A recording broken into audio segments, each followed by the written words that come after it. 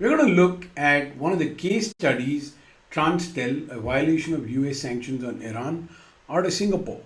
And that's the kind of stuff that helps us understand how players in APAC err on the side of caution and behave as the US government would behave.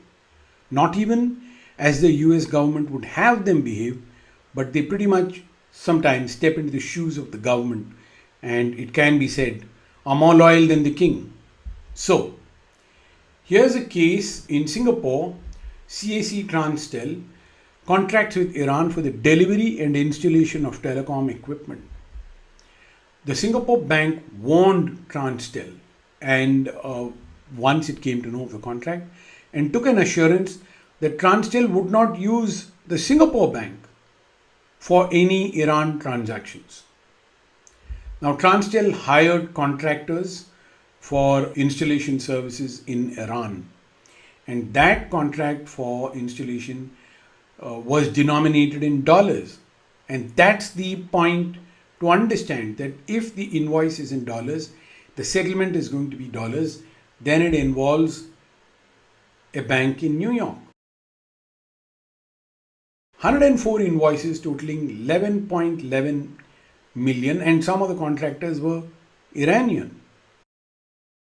We are going to somewhere discuss the Iranian flip-flop, but that's outside the scope of this case right now.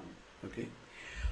The Singapore bank raised a red flag, because if its US dollar account in New York or any partner bank that the Singapore bank has in New York, the correspondent, is used to remit those dollars, then it would be held against the Singapore bank. It raised a red flag, it alerted authorities, and it was rewarded for having effective sanctions compliance controls. And CAC Global and CAC Transtel paid 12.02 million in settlement as fines with OFAC for trying to violate US sanctions on payments to Iran and contracting with Iran.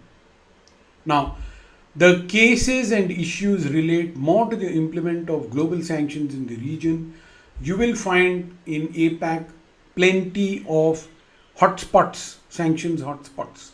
North Korea is one, China is another, Myanmar is a third, Vietnam had been previously sanctioned. Now, Vietnam is a major supplier to China. It's a communist regime which is in the Chinese template of opening out to capitalist systems. And then you have a bunch of other countries that are vulnerable because of their linkages to the other countries. So you have South Korea, a major exporter, a Western ally, which has linkages in Vietnam with China. China is a big customer for South Korea.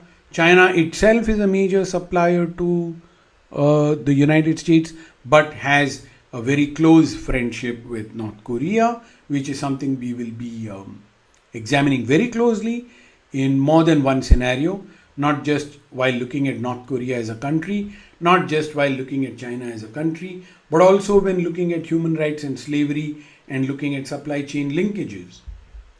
And then Thailand, which is another big producer base in APAC, which supplies China, which has customers in the US.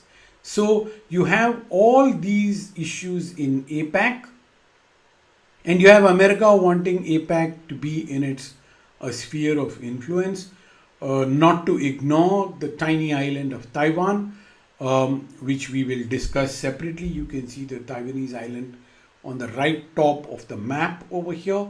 We will be discussing Taiwan when we do China. One country, two, three systems. US sanctions against China in 2020 and 21. The US intensified its use of sanctions and export controls in relation to the South China Sea. Now you can see that dotted line over there. You can see the red line. You can see the orange line, the Paracel Islands, the Spratly Islands.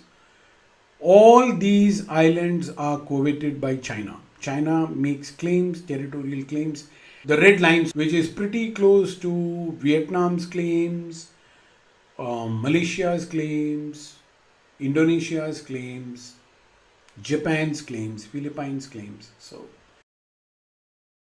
this is a huge flashpoint. Taiwan, China does not even recognize it as a separate country.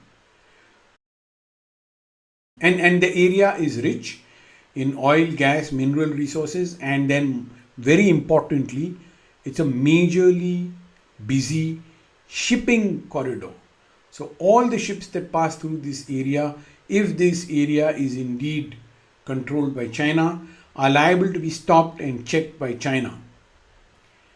So this is a big issue, and China has already gone ahead and built shallow islands, small ports, small landing areas wherever the sea was shallow and there was a slightly submerged piece of land over there.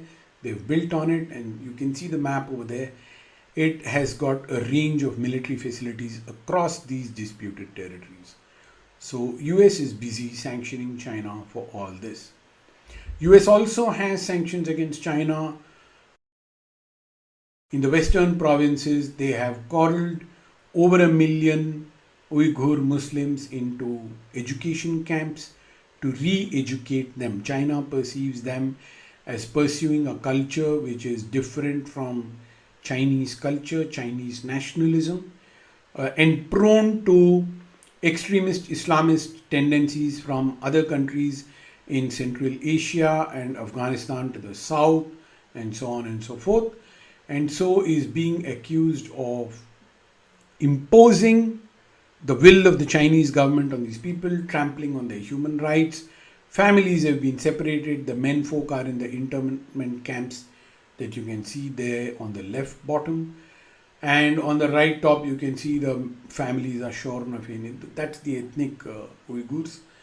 This is an ongoing story. So many of the officials, we named one person in the Chinese Politburo who is in charge of the Xinjiang province, controlling it. He has been sanctioned by name. If a business operates in a sanctioning country like the US, it has to comply with primary sanctions.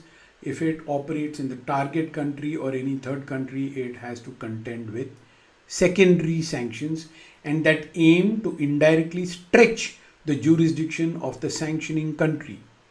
Since Western markets are attractive and high value destination markets, compliance with foreign sanctions is often for APAC countries the only reasonable commercial choice.